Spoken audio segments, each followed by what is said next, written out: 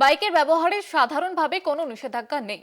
App ভিত্তিক bike পরিষেবাও স্বাভাবিকভাবেই চালু থাকবে। বাইক নিয়ে সন্ত্রাসের অভিযোগে কড়া নজরদারিতে নির্বাচন কমিশন। নির্দিষ্ট বিধানসভায় বহিরাগতকে বাইকে তোলা যাবে না, এমনটাই কিন্তু জানা যাচ্ছে। আর ঠিক কি জানানো হয়েছে কমিশনের তরফ থেকে আপনাদের শোনাবো। যেটা আছে বাইক চলছে, বাইক চলবে।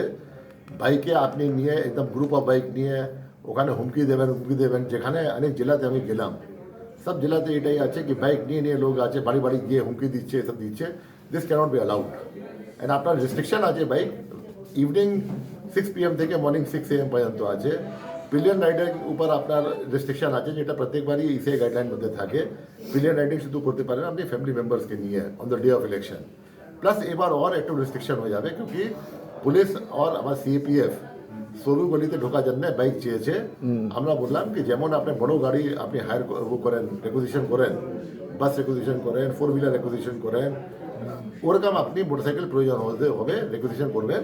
আর রেকুজিশন করার পরে যেটা আছে আমরা ট্রান্সপোর্ট ডিপার্টমেন্ট থেকে রেট নিয়ে ওদেরকে কম্পেনসেশন দেবো। बाइक रैपिडोर ব্যাপারে যদি বলেন दिक्कत क्या है? रैपिडो चलाएगा जिसका काम है रैपिडो चलाना चलाए, लेकिन रैपिडो को मिसयूज करके कि कोई और पे करेगा और किसी को भेज देगा, ये सब भेज देगा, दैट इज इंड्यूसमेंट। আমাদের সঙ্গে টেলিফোন লাইনে রয়েছেন আমাদের প্রতিনিধি সত্য সুন্দর ভট্টাচার্য। সত্য সুন্দর, কি জানা যাচ্ছে এই বিষয়ে? দেখো, বাইক ব্যবহারের বিষয়ে নির্বাচন কমিশন যে নির্দেশ দিয়েছে তাতে নির্বাচনের 48 ঘন্টা আগে থেকে বাইক র্যালি করা যাবে না, বাইকের মিছিল করা যাবে না এবং একসঙ্গে একাধিক বাইক নিয়ে হুমকি দেওয়া, ভয় দেখানো, এই ধরনের বিষয়ের উপর কিন্তু কড়া নজরদারি থাকছে কমিশনের এবং এরকম বিষয় হলে সেক্ষেত্রে কিন্তু কড়া ব্যবস্থা নেবে নির্বাচন কমিশন। কিন্তু কোনোভাবেই দৈনন্দিন বাইক ব্যবহারের ক্ষেত্রে কোনো রকম নিষেধাজ্ঞা থাকছে না। একটি অর্ডারে বলা হয়েছিল যে সন্ধ্যে 6টা থেকে পরের দিন সকাল 6টা পর্যন্ত, ভোটের 48 ঘন্টা আগে থেকে বাইকের ব্যবহার করা যাবে না। সেক্ষেত্রেও কিন্তু যে সাধারণভাবে অফিস থেকে বাড়ি ফেরা বা দৈনন্দিন যে কাজকর্ম, সেখানে কিন্তু বাইকের ব্যবহারে কোনো রকম বিধিনিষেধ থাকছে না।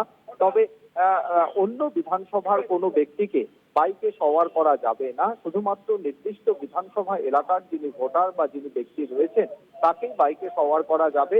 বহিরাগত কাউকে এই নির্দিষ্ট বিধানসভা এলাকায় তাকে বাইকে সওয়ার করা যাবে না।